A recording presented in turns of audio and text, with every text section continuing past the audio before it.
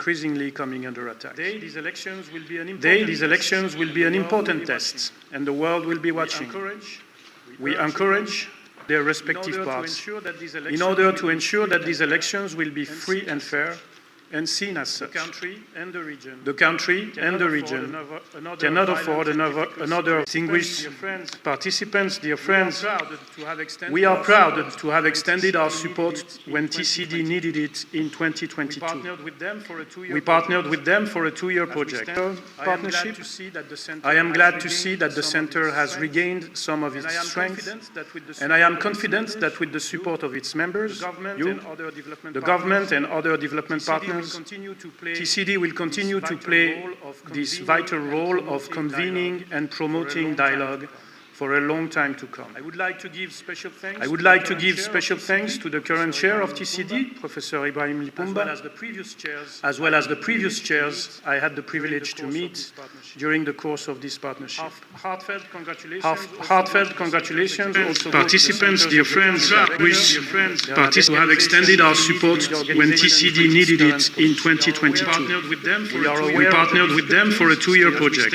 I am glad to see that the Center has regained some of its strength, and I am confident that with the support of its members, the government and other development partners, TCD will continue to play this vital role of convening and promoting dialogue for a long time to come. I would like to give special thanks to the current chair of TCD, Professor Ibrahim Lipumba, as well as the previous chairs I had the privilege to meet during the course of this partnership. Heartfelt congratulations, participants, dear friends, partners. TCD will continue to play this vital role of convening and promoting dialogue for a long time to come. I would like to give special thanks to the current chair of TCD, Professor Ibrahim Lipumba, as well as the previous chairs I had the privilege to meet during the course of... Mzee wa ubwabwa, karibu sana. Naomba pia nichukue nafasi hii niweze kumkaribisha TCD will continue to play this vital role of convening and promoting dialogue for a long time to come. I would like to give special thanks to the current chair of TCD, Professor Ibrahim Lipumba, as well as the previous chairs I had. Kidogo, lakini tunajua UN Women ndio wamekuwa kinara kikubwa duniani katika kuhakikisha wanafanikisha michakato ya ushiriki wa wanawake na kutetea haki za wanawake duniani, na tumekuwa na ushirikiano nao sisi kama TCD toka 2014. Kwa hiyo nina furaha kubwa sana kutoa hii nafasi kwa UN Women nao waweze kutoa salamu za mshikamano. Karibu sana.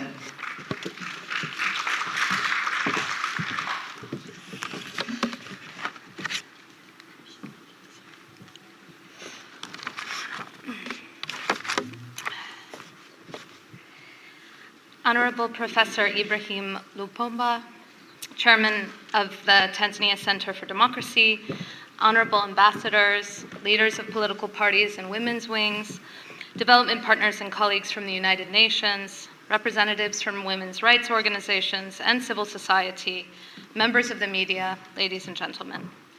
Habari za asubuhi, good morning. I'm honored to be able to deliver remarks at this important conference, which has brought us all together in our shared dedication to promoting and upholding democratic values in Tanzania. My heartfelt congratulations to our long-standing partner, the Tanzania Center for Democracy, and all partners involved in organizing the successful event. Our discussions here today are aimed at building a common understanding of the newly enacted electoral laws, and this is indeed critical to ensuring that the forthcoming local government elections this year and the general elections next year promote effective participation and representation of women and are characterized by principles of inclusivity. At UN Women, one of our key areas of focus is the promotion of women's voice, leadership, and political participation. And this is in recognition of the importance of having more women in leadership and the power of women as agents of change. Tanzania has made commendable strides in this area, surpassing global averages with women's representation in Parliament currently standing at 37%.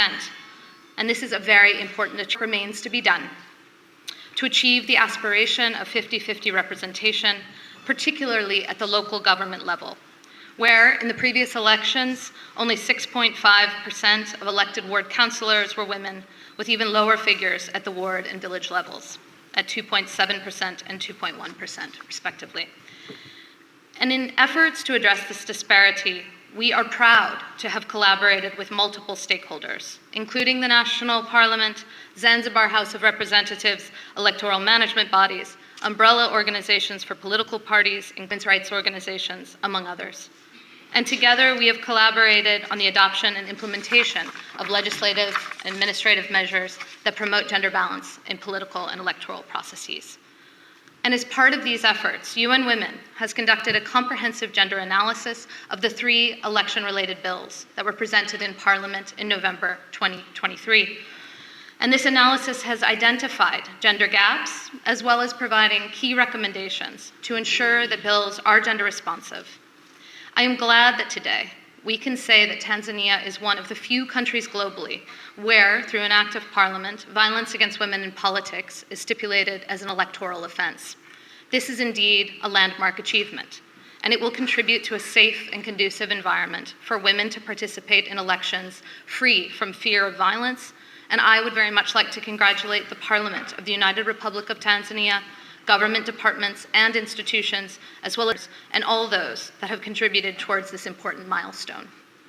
But a crucial next step will be to ensure that the 2025 Election Code of Conduct incorporates appropriate penalties for perpetrators, and that all relevant institutions proactively address this offense in Tanzania. UN Women looks forward to supporting efforts towards this objective. Ladies and gentlemen, as we approach the local government elections in 2024 and national elections in 2025, it is essential to redouble our efforts and investments to facilitate women's access to political leadership roles, including within political parties, as they play such a critical role in ensuring women's full and effective participation and their equal opportunities for leadership at all levels of decision-making. In the 2020 general elections, the number of women nominated as candidates for parliament stood at 24%, leading to only 10% of elected women MPs and an even lower proportion of women elected as ward councillors. And these numbers behind the data call for specific actions and measures for political parties and other actors. And one of the recommendations stemming from the gender analysis that UN Women conducted is to implement measures to increase women's leadership positions within political parties to 40%, and to increase the nomination of women candidates so that at least 30% of nominees are women.